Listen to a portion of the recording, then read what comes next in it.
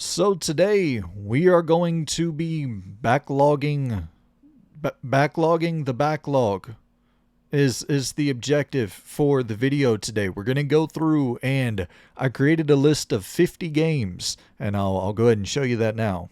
So I built this wheel and I put 50 games on the wheel that I have played and finished. And honestly, I don't know how this 50 came to my brain. I just started writing down a list of 50 games, and those were the 50 games that hit my list. So that's a list of 50 games that is now inside of a wheel.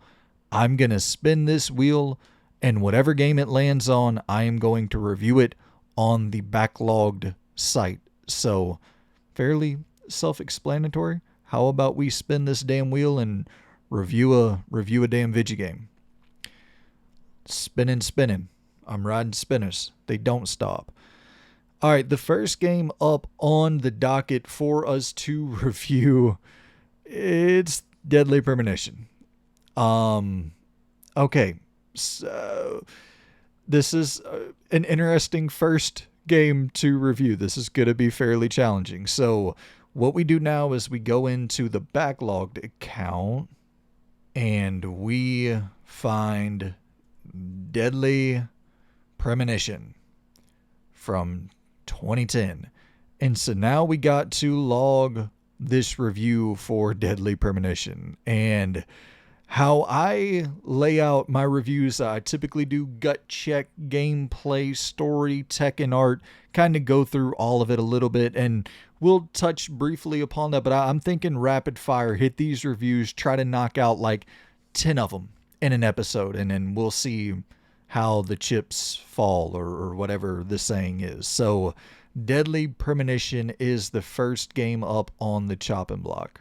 This game's so interesting because like there's a part of me where I could realistically see a 1.5 out of 5 stars being kind of justified on some reviews. I could see 4 stars being justified on other reviews. It really depends on your tolerance for jank. This is a janky ass video game, and I played it for the first time I think 2 or 3 years ago at this point. So once again, maybe if I was there in 2010 when it launched, and I could go back to this with the nostalgia glasses and be like, yeah, well, in 2010 it wasn't that bad. But I don't know, man. Like, I think even for 2010, you look at a lot of the games that were coming out in 2010, which interestingly enough, I think that would have been Alan Wake when the first Alan Wake released as well. Was that 2010, 2011, somewhere in that time frame? And it's games with very similar vibes, with very similar inspiration points, and then Alan Wake 1 just plays a whole lot better. And even Alan Wake 1 is clunky. This is like leagues beyond that in terms of the clunk factor. But I love the weird in this game. It is such a unique type of weird that is so hard to really describe. And it's like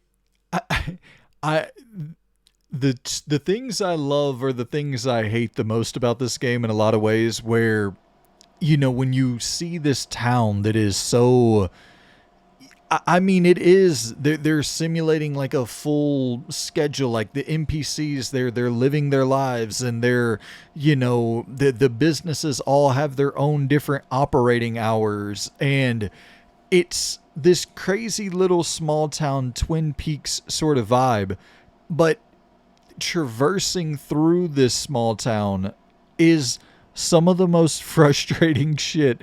It's not like the driving in and of itself is god awful, but there's something about the navigation as you're just driving through this small town, like how things don't circle around properly, and you can't take this back road to get you back to the point you wanted to return to, and nothing functions the way it should in a game. And just the chase scenes are horrific, the gunplay is horrific, but there is just something about this game, the talking to yourself and your sidekick that isn't a real person, but you rely on them greatly, and just the whole shit with the coffee. It's a bizarre video game.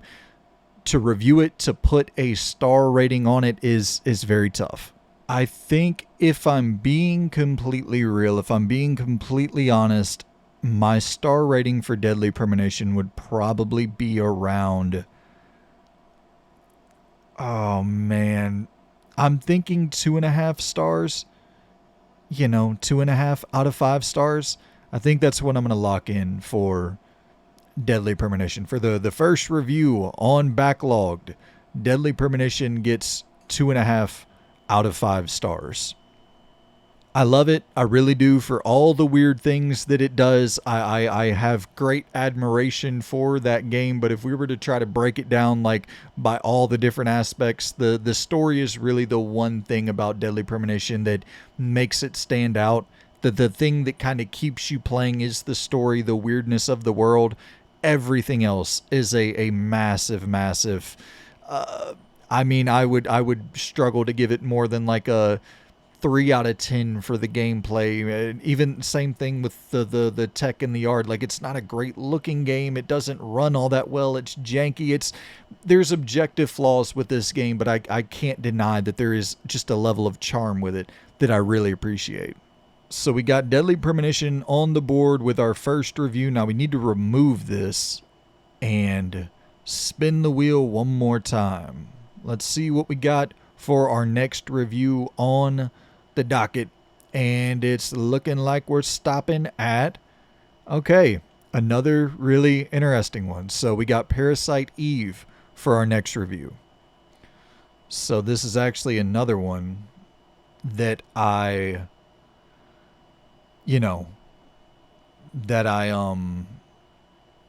played for the first time only a couple years ago. It's crazy to say, like, I said that a couple years ago so confidently, and now I'm thinking about it, and I was like, damn, that was probably around the pandemic when I played Parasite Eve for the first time. That's, what, 5 going on 6 years ago? Time is flying, man. But this is a magnificent, magnificent video game. I'm going to rate this really, really highly. At that time, 1998, you got to take yourself back there and think about the stories that you were getting told in 1998. Not to be disrespectful to a lot of the other stories at that time, but especially in the survival horror space, you weren't really getting a lot of juggernaut, like role-playing game style stories, big epics in the horror space at all. And of course you had, your Silent Hills, which were a different style of story, but Silent Hill 1 had a great story. And in 1998, of course, you had Metal Gear Solid, which was looked at as kind of the real benchmark at the time, where at that point, that level of cinematic, high-quality storytelling, we didn't see that often at all. But I think this is one of the games from that time period that just gets totally slept on in terms of, it is a fantastic, fantastic narrative with a lot of this, it has this like sci-fi tinge to it, where you're talking about the mitochondria and weaponizing this mutation of sorts, and just that opening opera scene in New York City, the backdrop, and just, I think a lot of the dynamics with the whole police setup, being a police officer and having, you're going on these car rides with your fellow police officer brethren, and you're chopping it up in the car about the case that you're currently on, and just some of those dynamics there, and like this fully explorable police station back in 1998 once again, which was really fucking impressive. It was like, what, 3 stories of this police station that you were going through, and the battle system in Parasite Eve was really impressive, where it had the active elements of, in combat you can run around and you can try to get in the best position possible to avoid incoming attacks, but at the same time, whenever you were planning out your attack and whenever you were about to engage on the offensive, then it's like, okay, yeah, I gotta slow down and get into this turn-based kind of grid-based style of battle system, and it just offered up a lot of depth there. And this is a fantastic fucking video game, and especially for this time of year, if you're looking for a spooky game to jump back into, I would highly recommend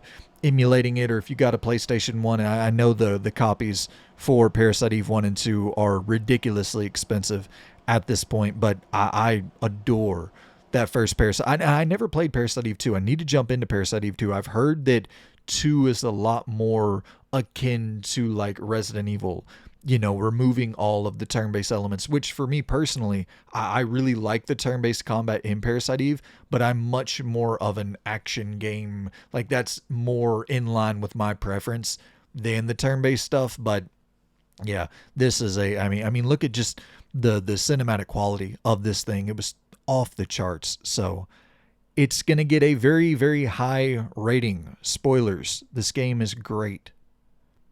Out of 5, what star rating out of 5 are we looking at here? I mean, honestly, man, so what, 4 out of 5, that's an 80 out of 100. I think it's higher than that for sure. I mean, I'm willing to go 4.5. Seems steep though. It's crazy, just that one little star bump up. When I'm thinking like 4.5 out of 5 stars, I'm thinking my favorite games of all time are somewhere in that realm. So I don't know if I would quite lock Parasite Eve in with that, my favorite top, whatever, 20 games, 25 games of all time, but it's somewhere in that realm. So let's lock in 4 stars for Parasite Eve.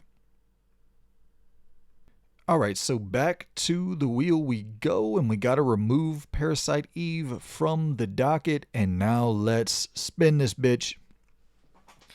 Let's see where we land, and it's looking like we're gonna land on, boy, oh boy, the Order 1886. So I mean, hey, some difficult reviews out the gate here. The Order 1886 and Deadly Premonition are 2 challenging reviews to figure out the proper scoring on, because I'll be real, I like the Order 1886, man.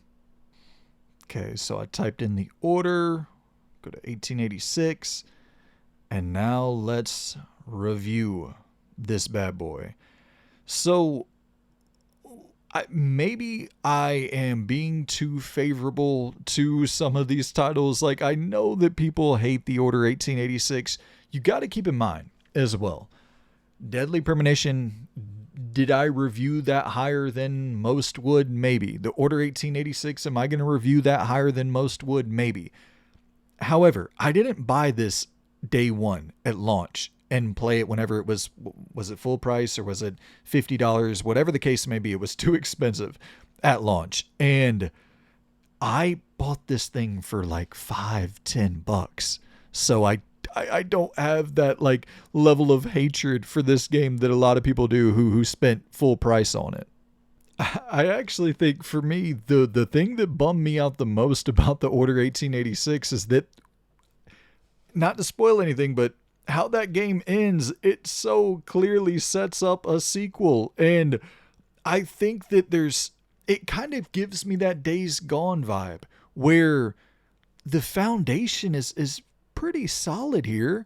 And I think you could have built on top of this. And I think you created a great world, this Victorian era, your Tesla weird alternate history with the Tesla developed weaponry on offer here, the advanced technology in 1886, this crazy fucking fantasy fusion in here with some grit and kind of real world grounded sort of tone to this story. And you're dealing with werewolves and vampires and diplomacy and politicking and just, I don't know, it has such a fucking vibe and so much atmosphere just dripping from this thing. It's so unique on all fronts. This game is so unique. It's just barely a game. And what you're seeing here, it is a fairly competent, whenever you do play the video game, it's a fairly competent third-person shooter, Gears of War adjacent style of experience, but it's just not a lot there. You're talking about 4 or 5 hours or so, very, very like limited QTE centric stealth sections that just don't do much of anything in terms of real additive mechanics to this experience. So I get why people were bummed out. I just think this shit is fucking cool, dude. And I don't know how to review cool in terms of a star rating for cool, but that's a fucking cool video game. Listen, I'll be fair with this. With the star rating here, as much as I like it, I do think it probably, with Sony in their era, with PlayStation in their era of adapting everything into the film and television space, I think this would probably live better as a new, Sony Pictures movie or a television series or whatever the case may be. But I mean, hey, dude, I'm not gonna lie. If they brought this back, like if this was at some PlayStation Showcase, PlayStation State of Play, The Order 1887, Sir Gallahan going on and then doing whatever the fuck he does in the next adventure, I'd be pumped. I'll drop this. I gave Deadly Premonition 2.5, so I'm gonna give this 3 stars. It's better than Deadly Premonition for sure, and it's just got a vibe that I'm like, I don't know. Maybe I just lean towards this weird Victorian era, crazy shit that they got going on with vampires and werewolves and all that, more so than the Twin Peaks inspiration. But yeah, 3 stars for The Order 1886. I know that might be a little bit high, but I'm giving it 3 stars. All right, back to the wheel we go. Remove that bad boy and let's spin it. Spin it on up and see what we get handed down to us. We're going to be reviewing some Max Payne. So Max Payne 1 on the chopping block. All right, so Max Payne from 2001. We shall review it. This is, playing right into my nostalgic wheelhouse. I have not played this game in a while, though, so once again, if I go back to it in 2025, will I still feel as passionately as I do right now when wanting to sit down here and talk about Max Payne 1? I don't know. I would have to go back and replay it to see if I still feel the same way, which it is available on PS4, I believe, and PS5. So I'd love to go back and replay this. But listen, the bullet time mechanic, I don't really know how much more even needs to be said. It's one of the most inventive and ingenious ways to create a third-person shooter gameplay loop to feel so addictive, as if you are literally playing in the Matrix, and like quite literally playing with the time and then manipulating the time for that slowdown effect to feel like a fucking badass action movie star. And then you combine that on top of this revenge story of sorts, your Punisher-esque story of the family gets murdered and now you're out for blood to avenge your family. And it's so dark, and having that anti-hero protagonist in video games in 2001 was, right alongside it, you had Grand Theft Auto 3, and then so you were starting to get to that period where you're, playing as a much darker sort of protagonist, and at times not really sure to root for him, to root against him. But just some of the imagery in Max Payne 1 and like the section with the, following the blood-soaked sort of trail and then reliving that horrible, tragic memory of what happened to your family. And it just, that game was so, I understand. Once again, if you go back to it now, maybe some of it is a little bit cheesy and corny to hear the super masculine fucking tough guy, like gravelly voice, but I don't know, that era of grit really fucking spoke to me, man. I loved that style of just, sure, maybe it was a little bit campy, maybe it was a little bit over the top, but there's just something I missed, and we don't really get shit that feels this gritty. anymore, for better or worse. But I like that little element of grit added into a story. And yeah, Max Payne 1, I mean, an absolute fucking classic. That one mechanic alone, I mean, how many games completely aped that bullet time mechanic from 2001 with the first Max Payne. But to put a score on this bad boy, I mean, yeah, I gave Parasite Eve 4 stars. I think I would put this in at 4 stars as well. It would be right alongside a Parasite Eve in somewhat similar company. So yeah, 4 stars for Max Payne 1. Now let's head on back to our wheel. Remove Max Payne, spin this one more again, and see what we get. Probably do maybe a few more of these and then talk about some of the games I've been playing recently as well. Beyond Good and Evil. A lot of PS2 classics in this run, or just kind of classics in general in this run, which is fun. So Beyond Good and Evil, let's backlog it. So 2003, log it. And Beyond Good and Evil, that is genuinely, I think I'm going to say this a lot. I think when I jotted down 50 games that come to my mind first, maybe that wasn't the greatest idea, because it seems that the 50 games that come to my mind first are just 50 really good games. This is another really good game. Maybe not the most entertaining review content to keep on talking about really good games over and over again, but this is another really great video game. I think that on a technical level, some of the shit that was pulled off here was just so wildly ambitious. I mean, once again, especially for this time, I mean, like, I don't want to spoil it, but for anybody who knows what happens at the end of this game, that is mind-boggling that something like that took place on a PlayStation 2 console. And I think that just on the surface, you look at this game, you know, as you see the trailer rolling, you look at it and you're like, okay, cool, kind of cartoonish visual presentation, probably a very chill, cozy, not so serious style of game. And then you get into it and it's like, oh, this is a story about human trafficking, and this is a story about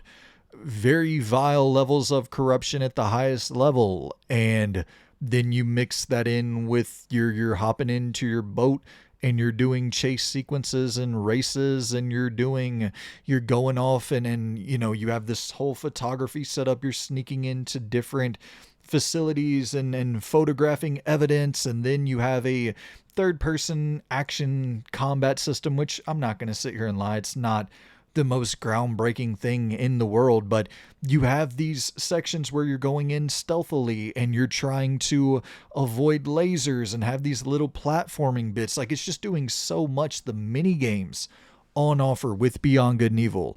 I love the air hockey style mini game that they have set up at that bar, and then the putting the ball in the cup and you got to keep your eye on the ball. Like, there's just so much fun little shit to have this essentially small scale open world on water, you know, in this sort of I don't remember what ocean or whatever the hell, you know, what the exact context is for this setting, but it's just a really, really unique game that unfortunately it didn't go on to sell gangbusters. Like, it developed a cult following and it sold decently well for, that's the thing. People don't understand that PlayStation 2 games, even though the install base was, you know, damn near 200 million for that system, games were not big juggernauts like they are today, where, you know, X single player game, Elden Ring or whatever, goes on to sell,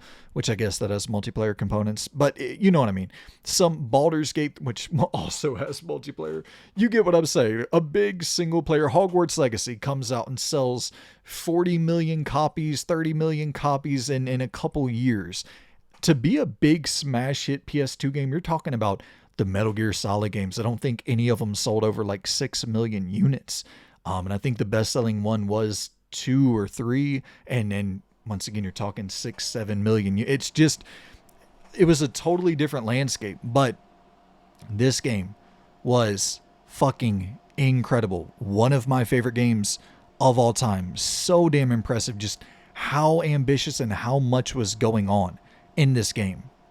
Listen, dude, I'm gonna have to throw this 4.5 stars. This is up there for me. I adore this video game. So yeah, 4.5 stars for Beyond Good and Evil. Such an impressive title. And back to the wheel we go one more time.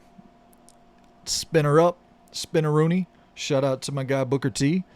And also, shout out to Captain Corndog, Vin, and Sadik for supporting it. That shout out tier on Patreon. I know this is a different setup than the Ramble Report. Just trying out some different things, seeing what people like, seeing what people want to see more of on the channel, and just, you know, obviously still having it's essentially the same thing, just a different sort of context here where it's a long form episode on Friday, but not the exact same style, the exact same form, just to shake things up, see what works, see what doesn't. And so we have Uncharted 2. A lot of bangers back to back to back. I'm going to have to, whenever, if this does well and if y'all want to see more, I'm going to have to add some more bad games, or at least some more controversial games into the list, because we're about to have another glowing review here. So, I mean, man, the thing about Uncharted 2 is Uncharted 1 is great. Uncharted 1 is a great video game. Replayed it this year again, and I still think it holds up incredibly well. And I played the PlayStation 3 version. I still, of course, it's dated in certain areas. It's a 2007 game. It's been almost 20 years, which is criminal to even utter those words. But in 2 years, Uncharted 1 will be 20 years old. Time is a valuable thing. Watch it fly by as the pendulum swings. Something into the day, life away. Yeah. Uncharted 2 is just so much better in every single aspect. And this is the game. Uncharted 2 is really what Uncharted 1, incredible. But 2 was like solidifying Naughty Dog for what they would go on to do for years and years to come, like being the top, I guess pun intended, the top fucking dog at PlayStation. To me, like, this is a game, when I think back to it right now, which I haven't played this one in, I haven't replayed this in probably close to a decade at this point, if not maybe even a little bit longer. Jesus Christ. But this is, when I think back to this game, I really think about the moments, man. You know, of course, everyone is going to shout out the opening moment, the train wreck sequence. It is one of the greatest openings in video game history. But I mean, even on the later train fight sequence towards the end of the game, and the whole tank scene set up, and just even narrative beats that I think you really started to see.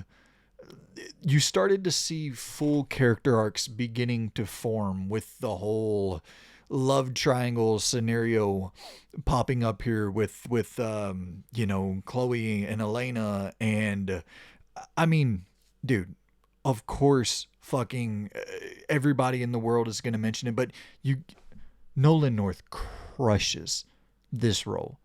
Absolutely fucking crushes as Nathan Drake. And I think that the verticality on offer as well in Uncharted 2, like Uncharted 1 was such a great proof of concept of, hey, this big pulpy action blockbuster Indiana Jones Tomb Raider style thing, like, we can do as great of a job with this as humanly possible in the video game space. But Uncharted 2 was like, oh, we are on a totally different planet than everyone else. And yeah, man, this is one of the greatest games of all time, in my opinion. They refined everything. The shooting felt tighter. The platforming felt better. The presentation, just the cinematic quality to this game. This is where you really started to see that production per square inch everything really come around. And yeah, Uncharted 2, man. It fucking A, dude. What a video game. Listen, dude. I, 4.5. I mean, yeah, 4.5. 4.5 feels right. I don't want to. This is one of those games that I would love to give a 5-star rating to, but at the same time, I really want to reserve those 5 stars for the absolute pinnacle, the best of the best, in my list. So Uncharted 2, 4.5 stars. And now what are we looking at? We're looking at 30 minutes in. Yeah, fuck it, man. This is fun. Let's run one more, and then I'll talk about some of the new games that I have been playing. I have no idea how many games. I guess I could go to my backlogged account to see just how many games we have backlogged so far, but this is a fucking blast. So I hope y'all enjoy it. Like the video if you are enjoying it, and subscribe if you're new. The Witcher 3. Oh, fucking A, man. Yeah. So that's gonna be my priority. The next time I come in here, if this video does well and y'all want to see more, I will make sure to fill this list up with some games that are a little bit more controversial, because boy oh boy, this is just becoming a praise fest. I don't know if that's the most entertaining style of adding games to your backlogged list. Do you want something a little bit more contentious? And then I don't know, but I'm about to praise the shit out of this game. And I mean, listen, to start off with a negative, if we need to start off with a negative here before we really begin the praise fest, I don't think the combat in The Witcher 3 is great. I don't even, it's fine. It's decent enough. I just think this is one of the best written video games of all time. And, I want to start talking immediately about the quest lines that are spoiler related, and the things that really stuck with me, the memorable story arcs that really stuck with me.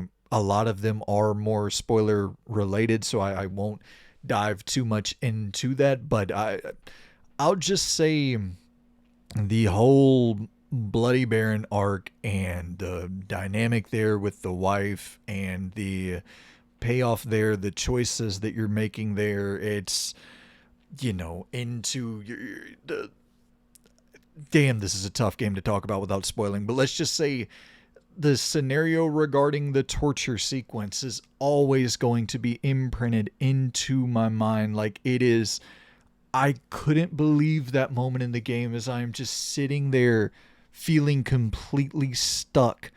And it was the exact experience that the developer, that the writer, that the director intended for the player to have. Is like, and also, not only do you feel stuck, you can unstuck yourself.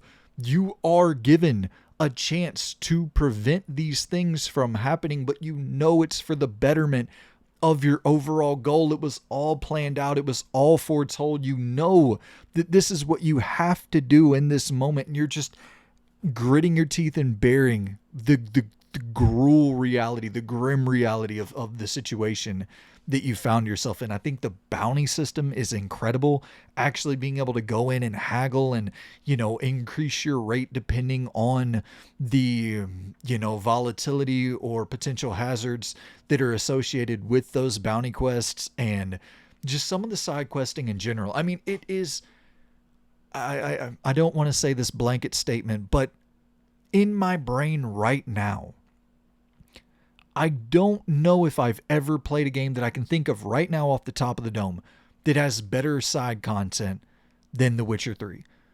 Everything feels so fucking meaningful. And yes, there are the things that you can do in this game that feel a little bit fetch questy, a little bit like a, detective, and you're going around doing a whole bunch of nothing but it all leads to something, right? It's the moments of the fetch questy style nature somehow lead back to something meaningful. I mean, the whole, the frying pan or the pot situation early on in the game, it's just, the smallest things can end up having the largest payoff that is so unbelievably satisfying. And the whole romantic situation at play here, where how often in a game, when you're presented with multiple different romance options, do you really give a shit about it's typically fairly obvious the direction that the developer, that the writer wants you to go in with your romantic, with your love interest for the game.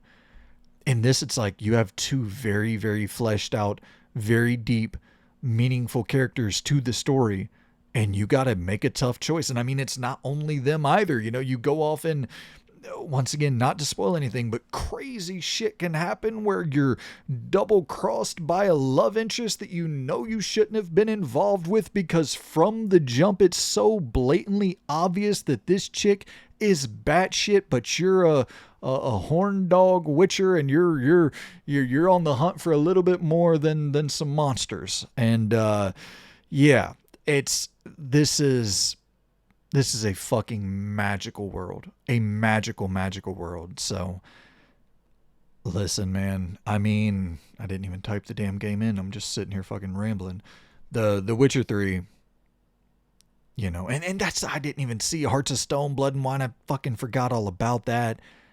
Two of the greatest DLCs of all time. I mean, come on, man. Come on.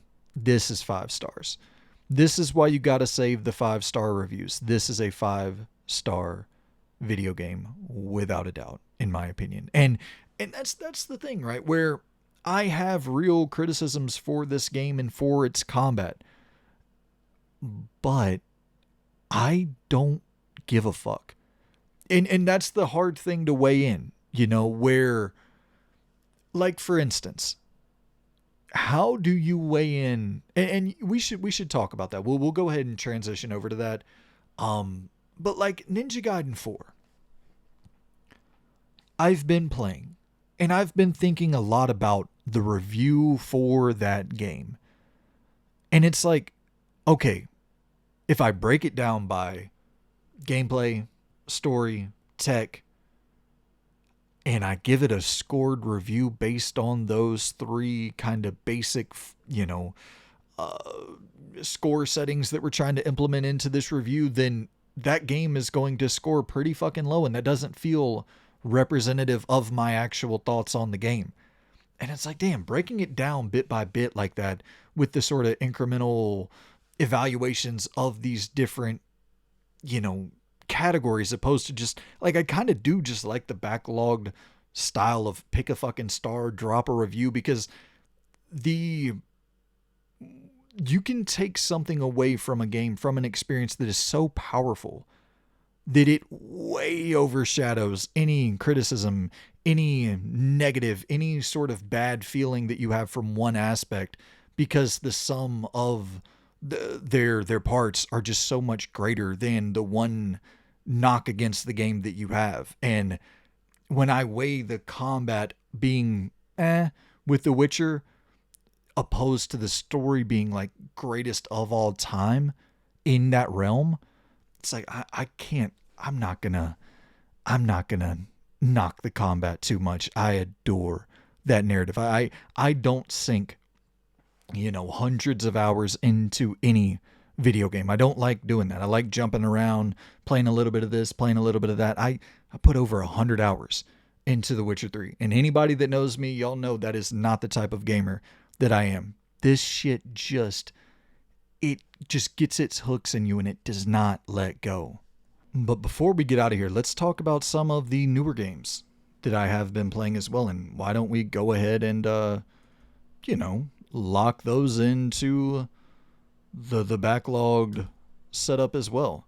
So we got Ninja Gaiden 4. We were talking about that, you know, briefly there, just in regards to the difficulty of reviewing this, because yes, Ninja Gaiden 4, the shocker, guys, the story in Ninja Gaiden 4 is not a good story.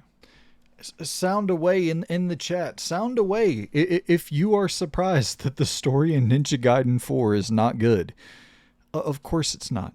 Nobody cares if it's good? Nobody really even wanted the story to be that pronounced, and it's not. The story is not in your way at all. And I will kind of give it a little bit of credit. It's decently well presented. There are certain cutscenes in this game that are damn impressive, especially towards the end of the game. Like, it presents you with an impressive visual treat to look at. And that's about as far as it goes with the Ninja Gaiden experience as far as the story, in my opinion. It's, listen, man, it's a game that is all about the high octane, fast paced action, and it just delivers that in fucking spades. This game is so damn fun to play, and you know, I think that it's just a certain style of game that I love. And I don't really know how to, once again, when you get into scoring that, how do you go about scoring that? Because I don't think there's any, I don't really believe in objective reviews, but there's no way I can review this genre objectively. I just fucking really love this genre. I miss this genre.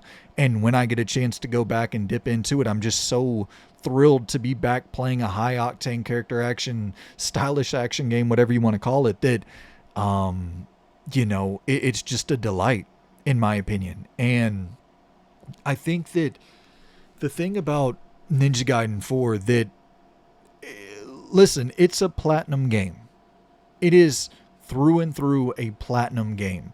It does not really feel a whole lot like I went back and I played through Ninja Gaiden 2 Black earlier this year and loved it. And I binged it a lot in the same way that I binged through Ninja Gaiden 4, where I just couldn't put it down. I can't put these games down when I start playing them. And I don't know, like, is there something on a subconscious level that I begin playing these games and I know that they're a challenging experience. And this game in particular, and I don't know if it's just this sort of platinum is stylish to a whole different degree, where it is like over the fucking top.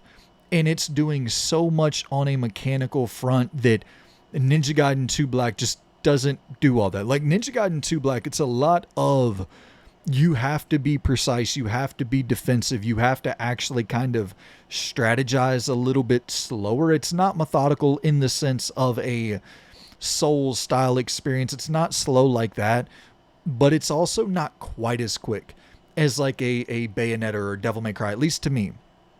And there's something about that defensive sort of moment to moment awareness. And in this, it doesn't feel, it feels like Rising Revengeance 2.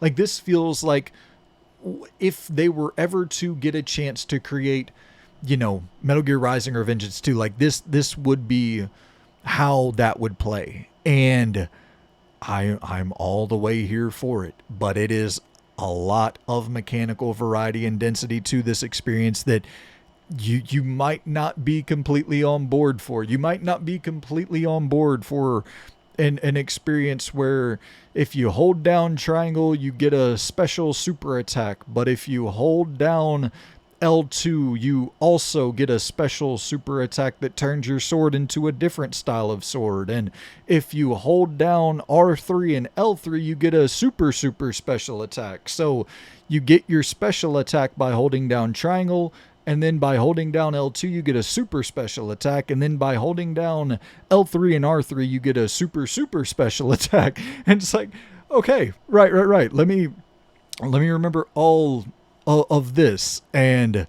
But you just get into the flow where some of that shit, it presents itself early on, and you're like, damn, this is a lot to kind of keep in my mental sort of Rolodex here of all right, now I need to do this for this style of attack, and then, okay, I'm going to charge these buttons up, and I'm going to insta-kill these fuckers, and then, like, you have a little bit of a learning curve for sure, but it fairly quickly in this game, you're just kind of getting it down, and you're just having a fucking great time playing this thing. And a lot of it is due to that platinum sort of DNA in there, where, yeah, it kind of feels like Bayonetta with the witch time effect of, oh shit, okay, it's a lot less to me for how I played. I really couldn't get into like a good parry groove with this game because the parrying felt very active, which I did like. I do appreciate how active the parrying felt in Ninja Gaiden 4, but to me it just felt so fucking good to, perfect dodge, and you activate that sort of witch time effect where time slows down for a second and you're just chopping up on the enemy, and that shit just to me felt a little bit more like I like parrying more than I like dodging typically in games. But something about that dodge, and I don't know, once again, is it just the Platinum DNA in here where they just make dodging feel really fucking good in their games? And was I able to come to grips with it quicker? So I just ended up sticking with it opposed to having the more kind of active element in the parry, where the parry felt almost, the dodge just felt almost near automatic at times. And the parry felt like you had to take that extra step forward to really perfect the parry. So maybe I just got too locked in a more simplified groove while playing. But it's, and as you're seeing right here in the cutscenes, once again, listen, you're not talking about top tier facial animations or the best character models in the world, but like you are seeing the sort of the environment, the art direction, like the rooms that they're building in this, dystopic futuristic sort of sci-fi tinged world. It's got a cool fucking vibe. But once again, I would like to reiterate and double down 100 times over that this is a Platinum game. This could have been a new IP, and until a couple points in this story you would not have even noticed. It is, yeah, not as much of a Ryu Hayabusa fucking like this is not that. This definitely could have and might have even been being built as a new IP until Xbox contacted Team Ninja, and maybe they contacted Team Ninja and Platinum together, and was there this prototype that they were already working on. And I think that that's important to note as well, is that this is it was developed on a proprietary engine, and you feel that a lot in this game because it's so fucking solid. Like I appreciate the sort of visual identity, the art direction, the sort of language that they're playing with the different colors and the gritty sort of, futuristic streets that they're building out. And I like the world building a lot. But to me, the more impressive thing is this game is so stable. Like you can tell they built an engine for an action video game. And I mean, you're talking 120 frames per second. You're locking in.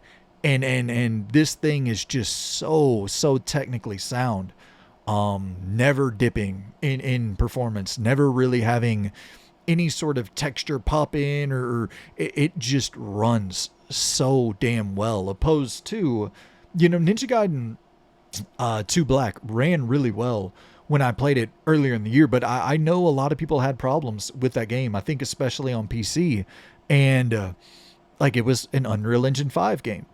And so it does just kind of go to show you, whenever you're building your own engine from the ground up, if you can find something that you specialize in and you're building it around like a fundamental concept of, okay, hey, we're an action game.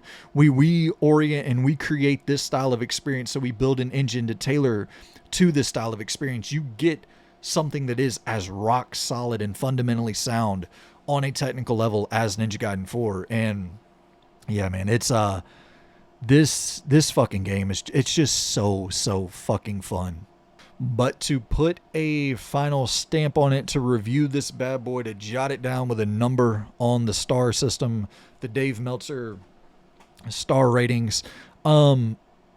Listen, there are things in this game that, like, some of the over-the-top grinding on the different rails and swinging, and then like the camera can be a little bit janky, a little bit wonky, but I mean, the camera being wonky is That's probably the most Ninja Gaiden that this game ever felt to me.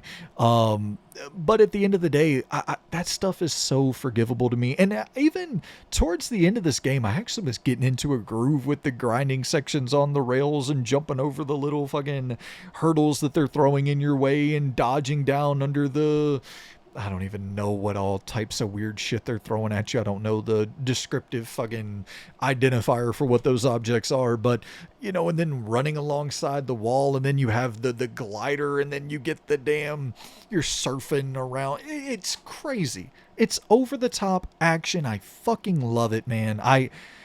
And I knew I was going to love it, just by how much I enjoy this genre, how much I enjoyed Ninja Gaiden 2 Black earlier in the year. And this feels, it doesn't, how to put this? It doesn't feel too distinctively different. Like well, yeah, it does. It feels like a platinum game. And if that's not your jam, if you don't like your Bayonettas and your Metal Gear Rising or Vengeances, and that's not your flavor of over-the-top action, then you might have some gripes with this game. If you're expecting just straight up Ninja Gaiden, you might have some gripes. I adore this. I'm giving it 4 stars. I had a lot of fun with Ninja Gaiden 4. I played through Dispatch. Oh, did it freeze? Okay, here we go. The first episode of Dispatch. And maybe let's just write down episode 1 just to kind of, keep that in the memory bank for maybe we go back to this next week. And because they are dropping the episodes weekly, I believe $30, and you get a new episode every week. I think that's the smart way of rolling this out. I kind of always prefer just to release the entire game, but I think in 2025, just staying at the top of the zeitgeist and staying in conversation for as long as possible is going to prove very beneficial to a game like this when you're coming out around a Ninja Gaiden, and when you're coming out around an Outer Worlds, and around like these big games that you're launching next to. And it's, how do you stay in conversation as long as possible? And I think just dropping something new to keep people talking week in and week out, because like the game is finished. They're not doing the thing where, hey guys, episode 1 is in August and episode 2 is going to drop in January. It's like nobody remembers episode 1 by the time you get back to episode 2. So anywho, to discussing the actual game, to discussing Dispatch, this is coming from, I believe, the lead director on The Wolf Among Us, The Walking Dead, a lot of like prime Telltale titles. The lead director from a lot of those games is the lead director for this game. And yeah, it shows early on. It shows this is good shit. If you like adventure games of that ilk, your Life is Strange, your Quantic Dream style games, and in your prime glory era of Telltale, I would highly recommend this. This is it's got a lot of ex-Telltale staff. I believe the name of the studio is Ad Hoc, and they have a lot of ex-Telltale staff working on this, and they were working on The Wolf Among Us 2, and then who knows if that thing is ever going to come out. But you are playing as a ex-superhero turned dispatch officer, and you are dispatching superheroes to do superhero activity. And that's actually one of the more, I did not expect whatsoever to be compelled by the gameplay experience, in terms of when you're dispatching these superheroes, there's an active sort of, you have to go in and look at everyone's attributes, and different jobs are going to require different superheroes based upon like what each superhero does best. You need to dispatch the right superhero for the right job. And so there's actually some sort of, with this style of game, you don't typically expect the world's most engaging gameplay. And I'm not saying that is, but I could play that game. The game where you just dispatch superheroes to go and do their superheroing job, and you're going in and, oh damn, this lady's toilet is fucking up, and it's this electronic toilet with this bidet, and I gotta go in and I'm gonna hack and try to fix this, turn this lady's toilet offline so the bidet stops shooting water up her ass. And it's like this silly shit that ends up, that evolves into hacking into someone's computer setup or hacking into someone's security camera setup to help different superheroes perform their jobs. And that's a decently... Actually, I was kind of surprised by just how in-depth the hacking can get, where you're memorizing passwords and there's a timer that's running out and it can start to feel a little bit frantic. And it's, once again, you're not here for those things, but those are nice little additives to this overall experience. And like, straight up, that dispatching minigame, I could play an entire game of that. That's really fun. It's kind of like a Papers, Please or something of that ilk, where it's just making quick decisions, but the decisions sort of, you see the real-time effects of the decisions. It's kind of like this quick dopamine hit that just, it very, very, I'm not going to say addictive, like full blown. I could see something like that with a couple little tweaks and additions actually becoming pretty addictive. So once again, that's not why you're there. You're there for what you're seeing on the screen right now. This animation is unfucking believable. Unbelievable. You feel like you're watching a high budget cartoon in 2025. This is top tier animation. And it's, you get these games, these adventure, choose your own adventure, choice-based games. And one of the big kind of flaws or the big knocks that people hold against these games is like, listen, you're making an entire game about the story and the presentation looks like shit. And I get it. Like, I love The Walking Dead. I love The Wolf Among Us.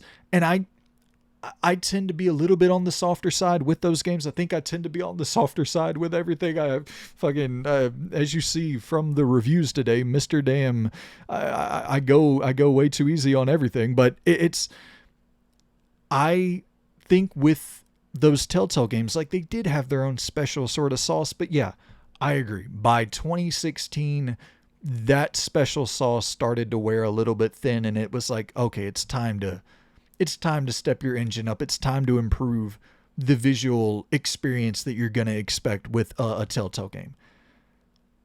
And then, you get to Life is Strange. It's kind of something similar, a little bit better for sure. And I think Quantic Dream probably would have been the best of the best at that. When you get to Detroit Become Human, it's damn near unparalleled. But it's going for something very different. Whereas with Dispatch, you'll be playing through Dispatch in fucking, 2035, and you'll be like, oh, this rules. Like, it's going to be timeless in a way that those Quantic Dream games were not. But to me, I think one of the key, I think one of the key kind of ingredients that, because how many superhero stories do we get nonstop? And how often do you hear the term Marvel fatigue or superhero fatigue of some sorts? And I kind of get it, right? Like, we do get a lot of that media. So it's like, how do you separate yourself from that media that we constantly get? And I think out the gate, once again, I'm only talking about episode 1 here, so who knows how they, branch off from this point. But right now, one of the things that I think separates this so much from the other style of superhero stories that are out there is that it is very stereotypical in the main premise, in the setup of this character that you're playing as. And his whole backstory is rooted in nepotism, is rooted in, yep, your dad died. He left you millions of dollars. You took millions of dollars and built this badass suit, just like, you know, just like Iron Man and somewhat similar to Batman as well. But the thing that it does that kind of throws a little bit of a twist there is like, you start thinking that Batman and Iron Man are cool pretty quickly. And it's not to shit on, Nepo babies or whatever, but listen, I'll just be real. I have always looked at those two characters and been like, it's wild that there isn't like a real origin story where you go from being a loser to being the Iron Man to being the Batman. Because obviously that's what would have happened. You know what I mean? You're left millions and millions of dollars and you feel the need to go and like, you have such this compensation need to go out and listen, it's great that you want to go and fight for peace and fight for humanity. And like, all of that is great. And you have that burning in your soul to go and do that. That's great. But like, you're kind of a scrawny dude. And you like, especially with this character, he's not some badass. And they really doubled down on that in the fact that when you don't have your suit, when your suit is destroyed, when that's not present, when that's not with you, like you go and you try to stop a gang of burglars who are trying to rob a TV, like a small time TV, store. And they're robbing the TV store and you try to go and stop them without your suit and they just beat the shit out of you. It's like, oh yeah, well that's probably what would happen to fucking Tony Stark as well. Maybe not Batman because he did the training and he got jacked and all, whatever, right? And Batman's he doesn't necessarily he's got gadgets, but the suit really isn't doing everything for him. But you get what I'm saying. And it's like that sort of relatability where it's like, yeah, if I went out and tried to beat up a gang of fucking burglars, am I saying that right? Burglars? Anywho, if I tried to go out and beat up this gang, even if they're, which the gang in the game that beats the shit out of you, they're not that intimidating. But like, I'm just one kind of normal dude. And like, they're going to kick the shit out of me. And that's relatable. And it's also relatable. Like if I was left a bunch of money, I probably would do some dumbass shit like that as well. I wouldn't try to become a superhero, but you know what I mean? Like there's just a relatable aspect to this main character that it separates it immediately. And obviously like there's a tonal separation out the jump with Dispatch compared to your Marvel and your DC. And maybe it's leaning in a little bit more to The Boys and a little bit more to Invincible and stuff like that, where it's much darker and it has that brand of humor, that more, I don't know if satirical is the right word, but it's a much more, and I will be completely honest, I think sometimes it leans a little bit too much into some brand of Twitter humor, internet humor, Reddit humor, whatever you want to call it. But I think that it does it in a way that is like when the characters who have that brand of humor, when that's shown off, it feels natural to who they are as a character. Like it doesn't feel like the entire game is being bogged down with that sort of internet humor. It feels like there are certain characters in that game who are bogged down with that humor because that's the type of character that they are. But by and large, like there were I laughed out loud like 2 or 3 times. This is only a 2-hour long episode. I laughed out loud like 2 or 3 times playing this. And I was really surprised by that. And I was really, really surprised by one of the jokes that was kind of like shockingly offensive. And, everybody's going to have their own sort of range on that. I don't mind humor being as offensive as you possibly want to get, because as long as you're telling a joke and you're not ill-intended in the joke that you're telling, and like a joke is a fucking joke. I don't really give a shit. And it goes for a couple of these jokes. I'm like, oh, wow. shit, that's wild that you're going there. And it is like a full-blown M-rated game, and you're cussing up a storm, and then it's very crude humor. And I also think that whenever, because I would say, I don't know what the split would be, like I don't know, 60-40 com drama. Is that a word? It's like 60% comedy, 40% drama, I would say so far. You know, there are characters that, like, with what they do, how they're building up to this relationship that might take shape later on. I think they're doing that with a lot of care, and they're doing it with a lot of sort of nuance, and depicting how fucking confusing just sort of some of those interactions can be when you're drunk and you think that someone's putting the moves on you and they might not be, and you're like, oh shit. And it just sort of the awkward, uncomfortable situations that can arise there. And oh damn, I don't want to spoil anything, because I know that, once again, we're only talking about 2 hours of content here, but some of the revelations that ends the episode, and you're like, oh god, okay, so okay, this is going to be more challenging than I thought.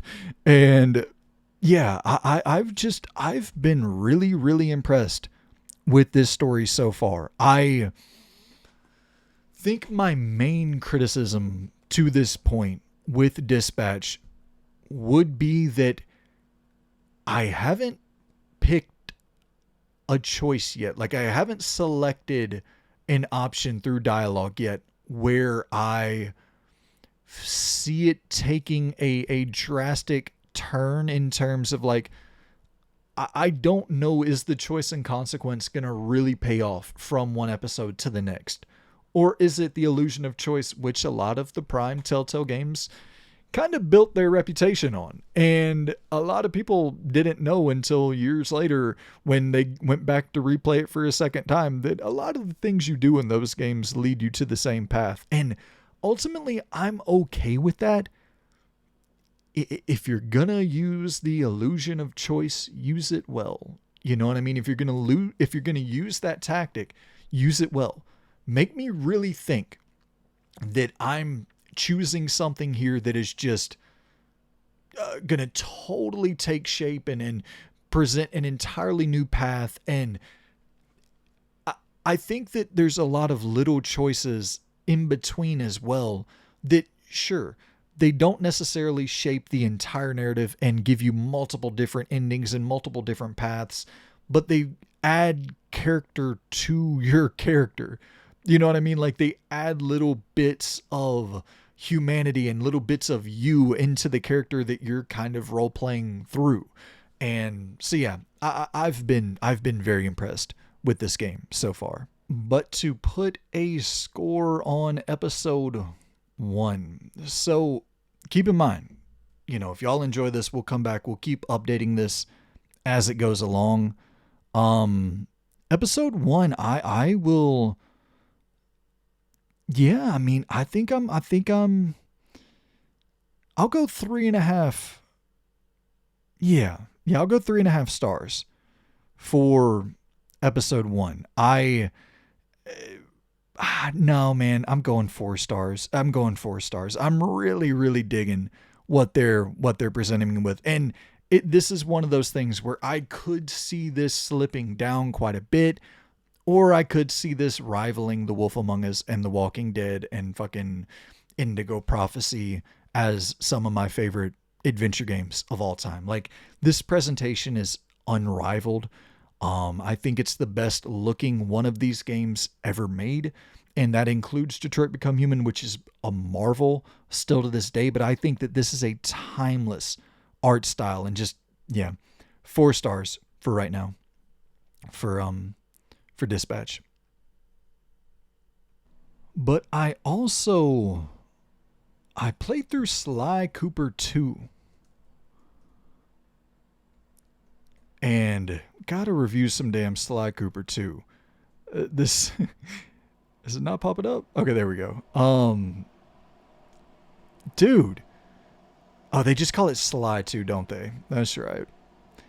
This fucking video game. I played Sly 2 after finishing Ghost of Yotei, and then I played Infamous 2 earlier in the year, and just absolutely adore Infamous 2. I think Infamous 2 is one of the greatest video games of all time. I think Ghost of Tsushima is one of the greatest video games of all time. I think Ghost of Yotei is one of the greatest video games of all time. I think Sucker Punch is one of the greatest fucking studios to have ever created video games, and good lord, like, I've played Sly Cooper 2 before, but I the Shaq meme, the I wasn't familiar with your game.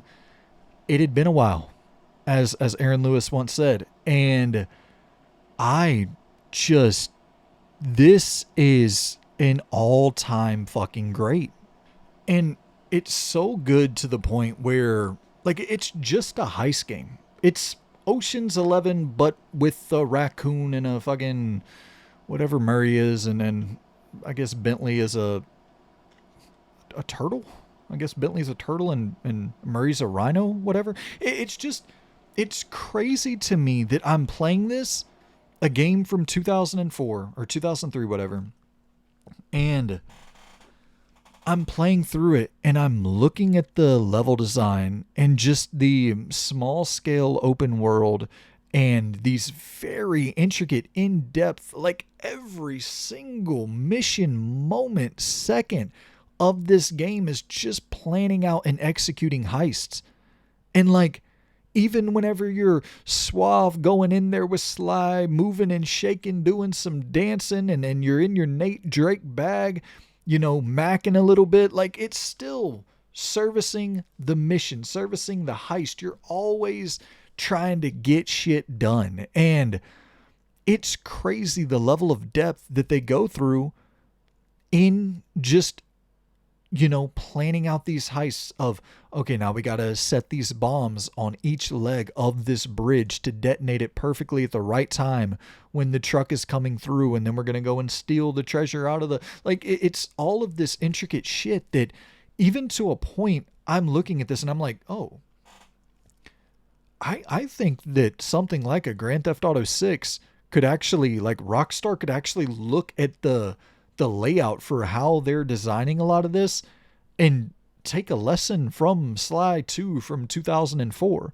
And it's not to say, like, oh, Sucker Punch is outclassing Rockstar. It's just it's a game style that's so particularly designed that, like, I don't know if I think this might be the greatest heist video game of all time. I mean, I'm sure people have had a lot of fun with, like, Payday or whatever in a multiplayer style environment, but as a single player heist game, this is unbelievable.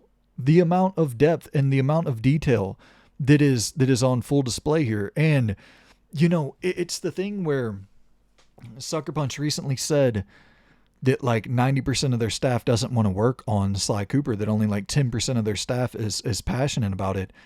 But when I look at this, I see a game that very well could come back in modern times and be extremely popular. Even if, like, I don't think Sucker Punch necessarily needs to abandon the more realistic art style and all that, but just, like, seeing a Sucker Punch heist game, even if it is, leaning a little bit more into the photorealistic art style or whatever, but, like, seeing a small scale open world and then going out, just the amount of charm in this thing, as well as you're going out and you're doing your Olympic game trials, as you're having to run on this log in water and you're having to climb a mountain, and then it cuts to, a top down twin stick shooter hacking mini game, and then you're in a plane and you're engaging in a dogfight, and it's just non-stop variety on offer in this experience. And as you see here, you get into your third person action, which they give you this laundry list of upgrades for Sly, for Bentley, for Murray, and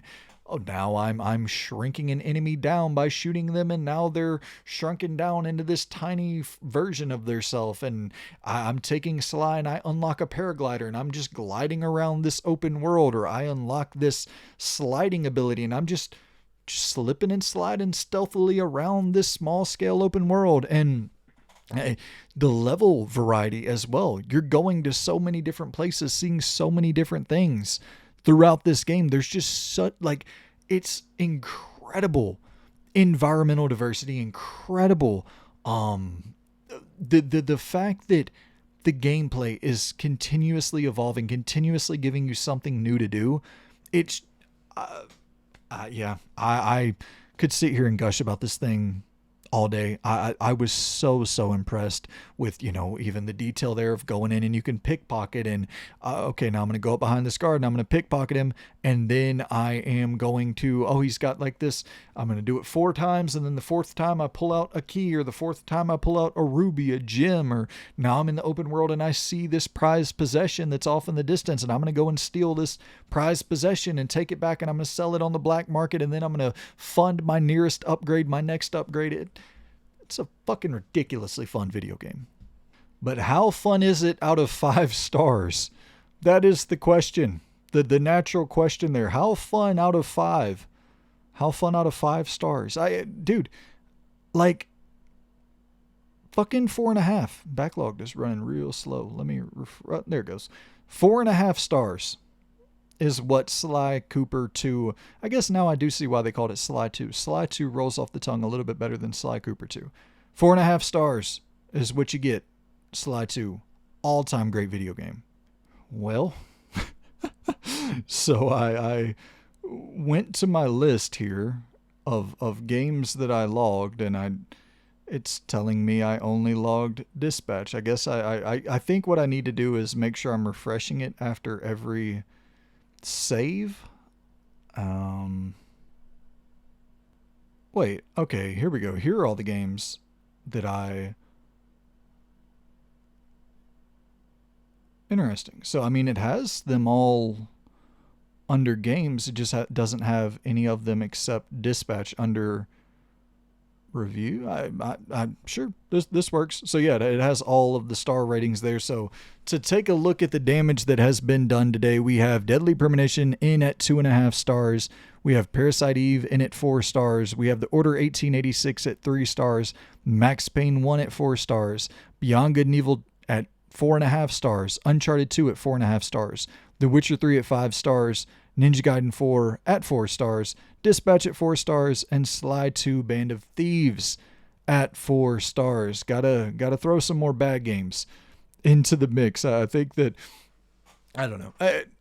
It's bad games are just, even I can admit that when I'm hearing a reviewer, criticize a game, I'm a little bit more interested. I don't know. I like hearing people gush about the things they love as well. So, maybe I'll throw in a little bit more spicy games into the mix for our next one. If y'all enjoy this, just let me know. If you like it, that's the only kind of feedback that small channels can really get, is through liking the videos and commenting and subscribing and stuff like that. So if this is something you want to see more of, please let me know in the comments down below, and I could do 750 of these damn things before I run out of games to talk about. But yeah, let me know if you like the format. Always tinkering, always trying to expand this content out to, new eyeballs, to get people on board, to see if they dig the setup here. And so let me know if you do. Let me know if you want to see more of it, and more of it shall be made. But once again, appreciate the Patreon supporters, appreciate the YouTube members for, supporting the channel, for, once again, for Vin, Captain Corndog, Sadik for supporting at that shout out tier, keeping the lights on at the old Unnecessary Ramblin' headquarters. And, yeah, man, so greatly appreciate all of you. If you want to support on Patreon or through the YouTube membership, you can do that. The link will be in the description below. And yeah, man, that's pretty much it for this episode. I hope y'all enjoyed the process of backlogging my backlog. And yeah, this was a fucking blast. So I hope y'all enjoyed it as well. And yeah, I'm recording this on I don't know if, I was looking to see if it has the time available on Backlog, but a late ramble for you all. Recording this at 1:25 a.m. I on Thursday, well on Friday. You get what I'm saying. I have some shit in the works for tomorrow. I'm going to be collabing with Loon on his channel. Going to be talking about the games that influenced us the most in our life. So go over there and make sure you subscribe to Loon's channel. It will be linked in the description below. I also have something else I'm working on that I don't want to get too ahead of myself and announce anything right now.